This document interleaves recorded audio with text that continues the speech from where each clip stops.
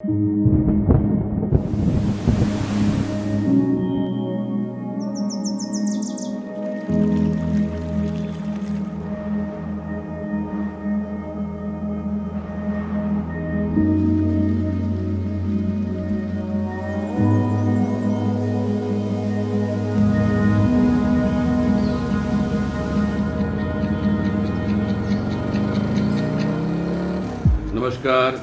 मैं हूं दिनेश जुयाल। सातरंग पर मैं बताऊंगा आपको पहाड़ की बात। पहाड़ में आजकल खूब हरियाली है, खूब बारिश हो रही है, नदियां उफान पर हैं, सड़कें थोड़ा टूटी फूटी हैं, चारधाम यात्रा शुरू हो चुकी है। लेकिन इधर देहरादून में जो यहाँ का जो सियासी हलका है, वहाँ पर ज़बरदस्त तूफान है। भारतीय जनता पार्टी की सरकार हो, चाहे विपक्ष में बैठा कांग्रेस, दोनों ही उस तूफान में घिरे हुए हैं। भारतीय जनता पार्टी ने अभी एक बार फिर से यहाँ की जनता को चौंकाया है। 4 महीने पहले उन्होंने अचानक अपना मुख्यमंत्री बदला था। एक सांसद को यहाँ तीरथ सिंह रावत को त्रिवेंद्र सिंह जी की जगह मुख्यमंत्री की कुर्सी पर आसीन किया। पुराने मंत्रियों के साथ उन्होंने अब सरकार चलाने का प्रयास किया, लेकिन 114 दिन के अंदर वो भी भारतीय जनता पार्टी को उन्हें नापसंद कर दिया, उनको भी। और अब एक नया चेहरा भारतीय जनता पार्टी लेके आई है, पुष्कर सिंह धामी का। पुष्कर सिंह धामी 2 बार के विधायक हैं, युवा मोर्चा के अध्यक्ष रहे हैं, प्रदेश अध्यक्ष रहे हैं, विद्यार्थी जीवन में अखिल भारतीय विद्यार्थी परिषद से जुड़े रहे। और लेकिन ताज्जुब की बात है कि अब तक भारतीय जनता पार्टी ने उनको इस प्रदेश में राज्य मंत्री बनाने लायक भी नहीं समझा। अब अचानक बड़े बड़े दिग्गजों के होते हुए भी उनको मुख्यमंत्री के चेहरे के रूप में भारतीय जनता पार्टी आगे लाई है। जैसा कि स्वाभाविक था, आज सतपाल महाराज बहुत रूठे। आज दिन भर उनको मनाने की कवायद होती रही। कभी ये तीसरा उनके घर जा रहे हैं, कभी दूसरा, कभी तीसरा। खुद मुख्यमंत्री उनसे उनके संपर्क में लगातार फ़ोन कर रहे हैं। चौपाल नाराज़ हुए थे, हरक सिंह नाराज़ थे, और भी कुछ लोग अपनी अपनी नाराज़गी सब जता रहे थे। सबको ये था कि भाई ये आप तो अचानक नया चेहरा ले आए, हम लोग यहाँ इतने सारे अनुभवी लोग हैं, अब थोड़ा सा वक्त बचा है, 7-8 महीने का, चुनाव होने वाले हैं, तो इतने समय के लिए इस तरह ये किस तरह का प्रयोग आपने किया? एक युवा चेहरे को आप ले आए हैं, क्या वो पार्टी की साख बना पाएगा? क्या वो हमें चुनाव में जिता पाएगा?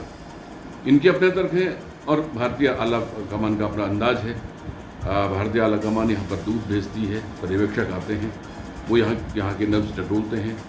इस बार तो रामनगर में चिंतन शिविर हुआ था, तो उस चिंतन शिविर में भी पार्टी के पर्यवेक्षक थे, यहाँ पर प्रभारी थे, और ये इन लोगों ने ये निष्कर्ष शायद इस तरह का निकाला कि तीरथ सिंह जी के चेहरे पर आगे चुनाव लड़ने से बहुत फ़ायदा नहीं होने वाला है।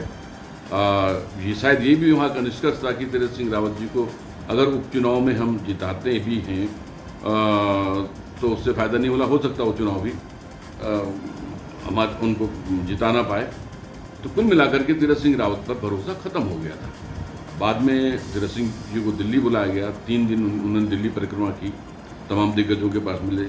फाइनल राउंड नड्डा जी के साथ में हुआ, और नड्डा जी ने उनको समझाया कि भाई अब आपकी विदाई का वक्त है, आप देहरादून जाइए, राज्यपाल को इस्तीफा दीजिए, और आपको ये बताना है कि संवैधानिक संकट है, क्योंकि अब कोविड काल में चुनाव संभव नहीं है, इसलिए जो है मुझे अब हटना पड़ेगा। 6 महीने का से ज़्यादा मैं बिना विधायक बने मुख्यमंत्री नहीं रह सकता। मैं सांसद था, मैं वापस संसद में जा रहा हूँ। उन्होंने वही किया, लेकिन वो इस बीच किस पीड़ा से गुजरे ये भी लोगों ने देखा। उनके जो बॉडी लैंग्वेज, उनके चेहरे के हाव भाव, जाहिर सी बात है, जब आपने अचानक ही उनको एक बहुत बड़ी चीज़ तोहफा दे दिया था मोदी जी ने, और अचानक उसको छीन लिया, और थोड़ा भ्रम की स्थिति भी रही। उनको लगातार यही कहा जाता रहा कि नहीं, आपको हम चुनाव जरूर लड़ाएंगे और आपके साथ ही हम चुनाव में जाएंगे, लेकिन अचानक ये फैसला बदल दिया गया।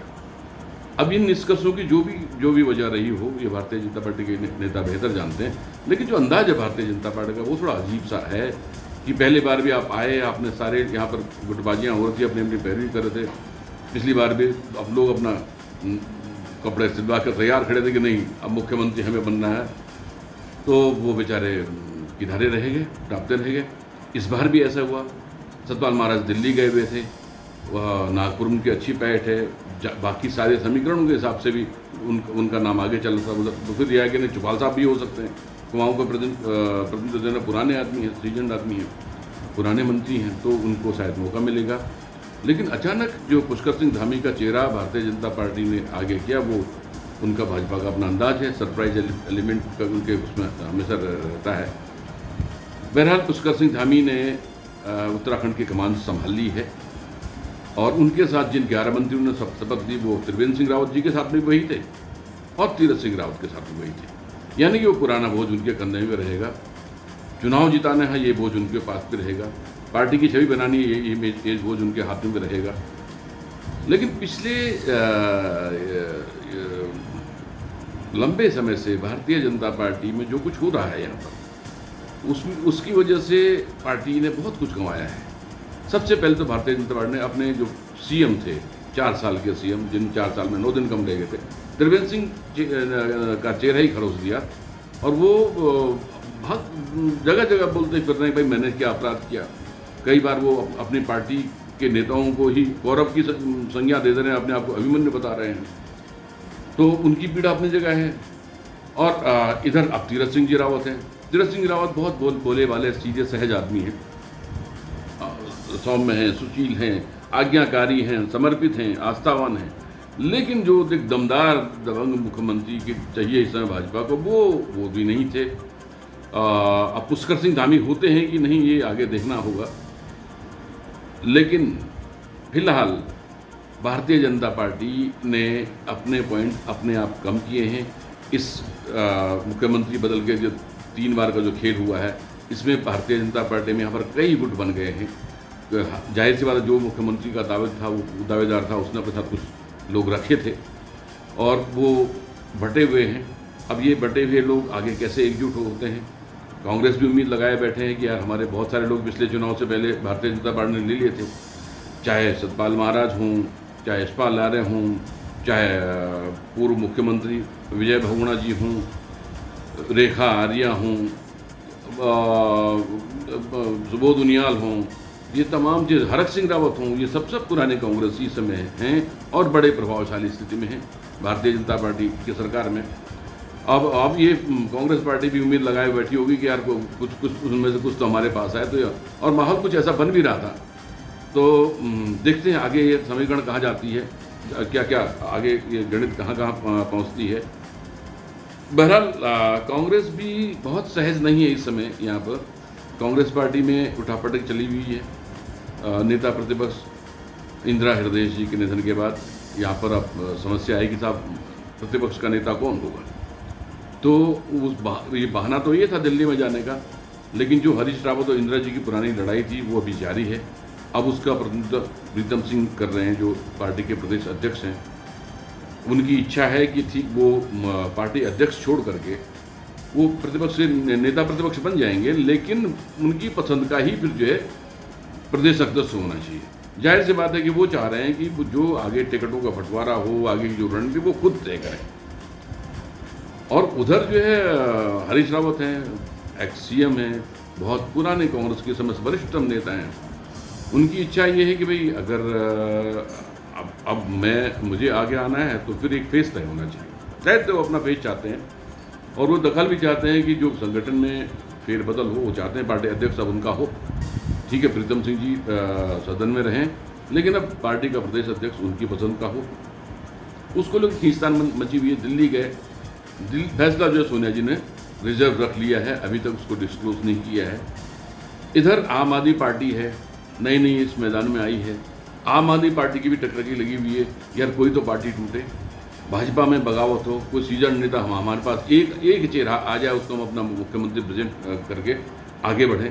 कर्नल कोटियाल के भरोसे हम बहुत कितना कर पाएंगे अभी, और उस तरह से नीचे काडरे भी उनका भी बहुत ठीक ठाक तैयार नहीं हुआ है। 70 विधानसभा क्षेत्रों में ठीक होने के वो सब जगह घूम रहे हैं, लेकिन ग्राउंड पे अभी उनकी उपस्थिति उस तरह दिखाई नहीं दे रही है। तो कुल मिला के एक अजीब सा सियासी माहौल है उत्तराखंड में, और नए मुख्यमंत्री को एक कठिन परीक्षा से गुजरना है। उनको सबसे पहले तो जो नाराज आज जो बड़े मुश्किल से जो लोग शपथ ग्रहण करने के लिए आए उन नेताओं को मनाना है, फिर उनकी मनगी भी करनी है।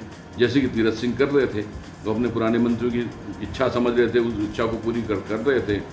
वो कुछ ज़्यादा ही हम्बल हो गए थे और उनका ये हम्बल होना भी उन पर भारी पड़ा। अब पुष्कर सिंह धामी तो और भी जूनियर हैं, उनको तो प्रशासनिक अनुभव उस तरह का भी कतई भी नहीं है। तो क्या पुष्कर सिंह धामी इतने सीजन नेताओं को साथ पाएंगे, ये मसला है। देखिए उत्तराखंड में 14 से अब तक मोदी जी का ही चेहरा चल रहा है। लगता है भारतीय जनता पार्टी को लगता है कि मोदी जी के चेहरे से इस बार भी हमारी बेहतरनी पार हो जाएगी और उनको ये लग रहा है कि कोई अब किसी बड़े फेस की हमें ज़रूरत नहीं है, हम मोदी का फेस ही यहाँ पर चलाएंगे। ये बात सच है कि उत्तराखंड में जो वोटर्स का इंडिविजुअलाइजेशन काफ़ी हद तक हो चुका है। वोटर का पोलराइजेशन हुआ है। कुछ तो कॉन्स्टिट्यूंसी को छोड़ दें जहाँ पर सपा को भी लड़ना है, बसपा को भी लड़ना है, कांग्रेस को भी लड़ना है, आपको भी लड़ना है, लेकिन बाकी जो कॉन्स्टिट्यूंसी हैं वहाँ पर उनका वोट कंसोलिडेटेड दिख रहा था। लेकिन जो माहौल बना है, जो कोरोना पीरियड में जो सेंट्रल गवर्नमेंट का जो मिस कैलकुलेशन रहा है, मिस हैंडलिंग रही है, स्टेट गवर्नमेंट की मिस हैंडलिंग रही है, कुंभ में जो जिस तरह की मैंड हैंडलिंग वो कुंभ जो कोरोना कुंभ बन गया, उसके बाद अब कुंभ में कोविड जांच घोटाला सामने आया है। तो कुल मिलाकर के बहुत सारी चीज़ें हैं। त्रिवेंद्र सिंह रावत के जो पिछले 4 साल का कार्यकाल था उसमें उनके बड़े ही विवादित फैसले हैं। उन्होंने उत्तराखंड का जो कुछ हद तक स्पेशल स्टेटस का था वो भी ख़त्म कर दिया। यहाँ ज़मीनों को लेकर के उत्तर प्रदेश भूमि सुधार में जमींदारी उन्मूलन जो अध्यादेश था, कानून था, उसको उनने बदल दिया। अब यहाँ पर बाहर से कोई भी आदमी कितनी भी ज़मीन खरीद सकता, कुछ ऐसी व्यवस्था उन्होंने कर जिससे लोग नाराज़ हैं।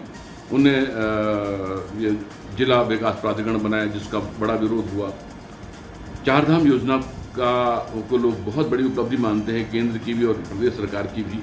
लेकिन इस 4 धाम योजना को लेकर के भी जो लोग यहाँ के लोग सेंसिटिव हैं, पहाड़ की सेंसिटिविटी को जानते हैं, वो उनसे नाराज़ हैं।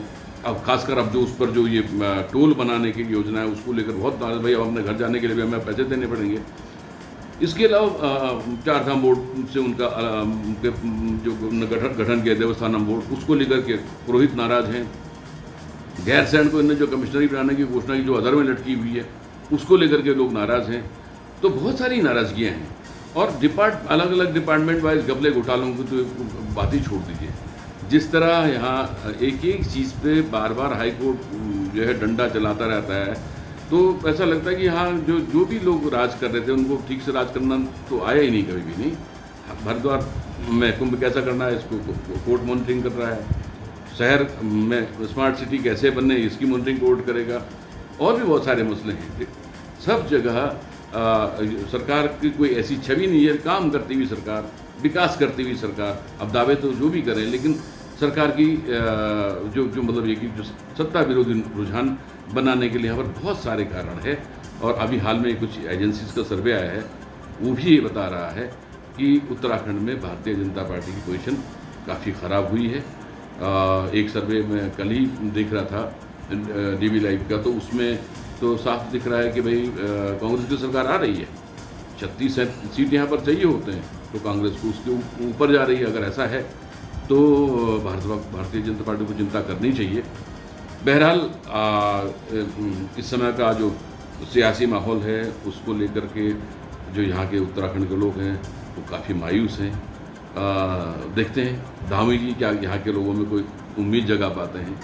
चुनाव कैसा होता है, लेकिन चुनाव से पहले क्या क्या होता है ये ज़्यादा देखने दिलचस्प होगा, क्योंकि घमासान दोनों तरफ मचा हुआ है और असली घमासान फरवरी 22 में होना है। इस बार इतना ही। आपको आगे भी बताते रहेंगे हम पहाड़ की बातें और आपके पास आते रहेंगे साथ में। शुक्रिया, धन्यवाद।